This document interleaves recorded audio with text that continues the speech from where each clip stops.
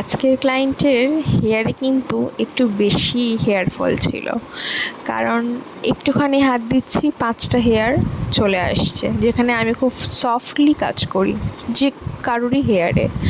তো এটা নিয়ে ভয় পাওয়ার কিছু নেই। হেয়ার থাকলে হেয়ার ফল হবে, যেরকম শরীর থাকলে রোগ হয়।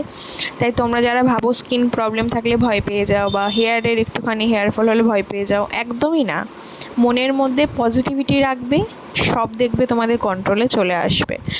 তো দিদি যেটা বলেছে যে হেয়ারে টেক কেয়ারটা ঠিক করে করেও না, তো আমি সবটাই গাইড করে দিয়েছি।